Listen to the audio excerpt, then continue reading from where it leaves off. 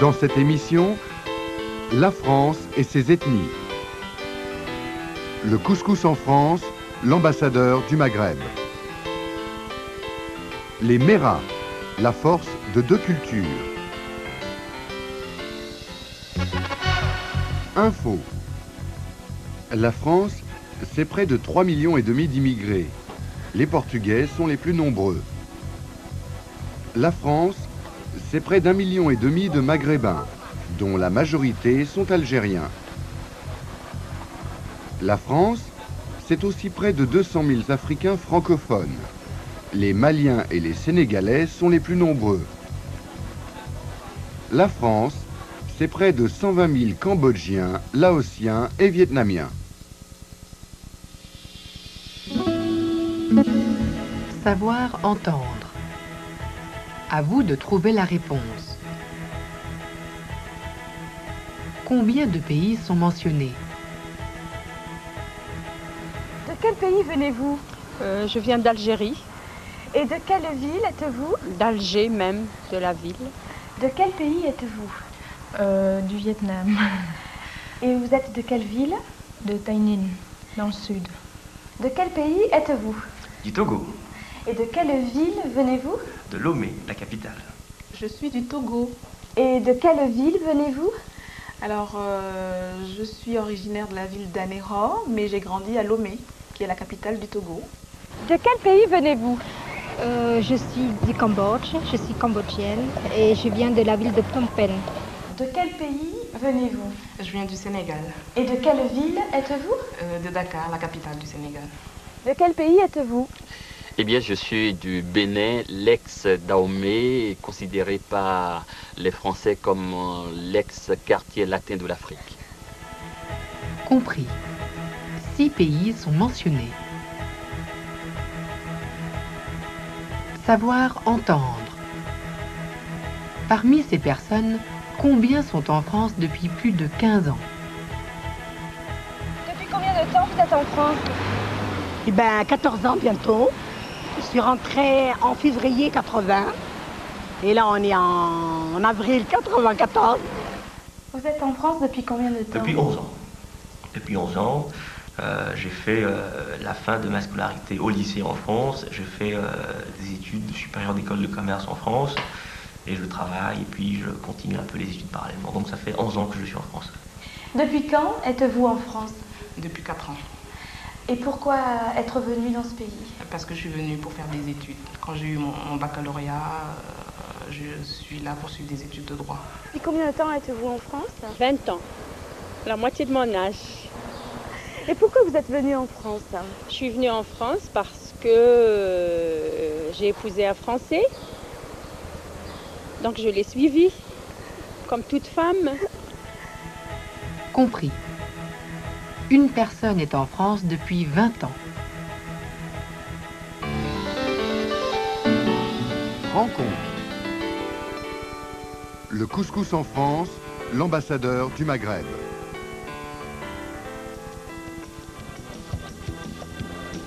Le marché de Belleville, c'est un peu le Maghreb à Paris. C'est en tout cas l'endroit idéal pour trouver tous les ingrédients pour cuisiner le plat national du Maghreb, le couscous. Très populaire en France, il est presque une institution. Fatima Al, propriétaire du restaurant Le Mansouria, explique la version marocaine. C'est vraiment un plat qui marque tout le cheminement de l'individu, de sa naissance à sa mort, en passant par son mariage et aussi par toutes les fêtes religieuses. Donc c'est le plat par excellence national et religieux. Il est très pratique aussi à partager et représente presque un apprentissage du respect du territoire de l'autre et le respect du partage. Les épices du couscous sont le paprika, le gingembre, du vrai safran, un oignon piqué de clous de girofle, des tomates, des pois chiches, des raisins secs si vous aimez. Ajoutez ensuite la viande, le plus souvent de l'agneau, et les légumes, choux, courges, poivrons verts, navets, carottes, courgettes, aubergines, selon les goûts. Reste l'ingrédient indispensable, le couscous lui-même. Alors maintenant on passe à la phase suivante, c'est-à-dire on prend du couscous que nous allons préparer. Il vous faut de l'eau, donc on arrose comme ça et on essaye de mélanger les grains entre les deux paumes de la main.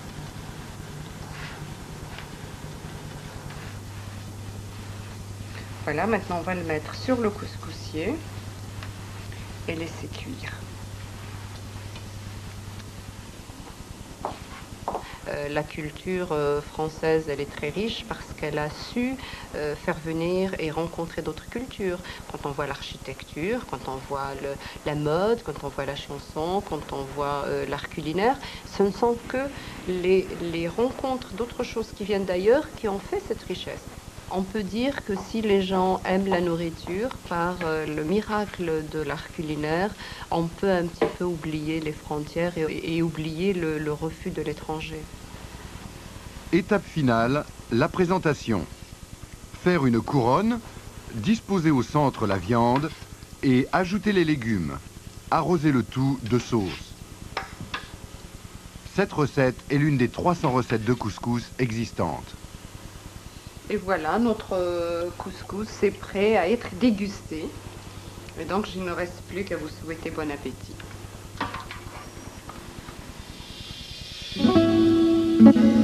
Savoir entendre. À vous de trouver la réponse. Combien de personnes n'aiment pas le temps en France? Qu'est-ce que vous aimez en France? La mentalité des Européens déjà et la vie. C'est une vie qui est plus développée que dans les pays asiatiques. Qu'est-ce qui vous plaît ici? La liberté, surtout. Surtout la liberté. J'ai cette chance de dire la vérité et toute la vérité sans être inquiété. Qu'est-ce que vous n'aimez pas en France? Ce que je n'aime pas en France, c'est souvent l'hypocrisie des Français. Ce que j'aime pas, le froid. Le froid de la France. Maintenant, qu'est-ce que je n'aime pas? C'est le temps. Compris. 2 personnes n'aiment pas le temps en France. Savoir entendre. Combien de personnes disent que leur famille leur manque? Qu'est-ce qui vous manque le plus du Maroc ici? Eh bien, mes frères, ma famille, un peu ma famille, et puis le soleil surtout, le soleil.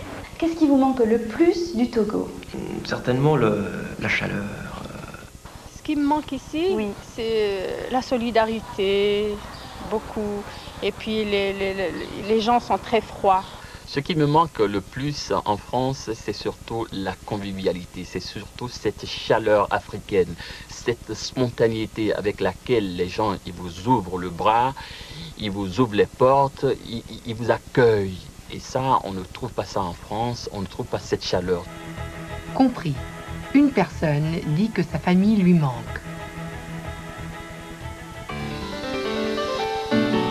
Rencontre. Les Méras, la force de 2 cultures.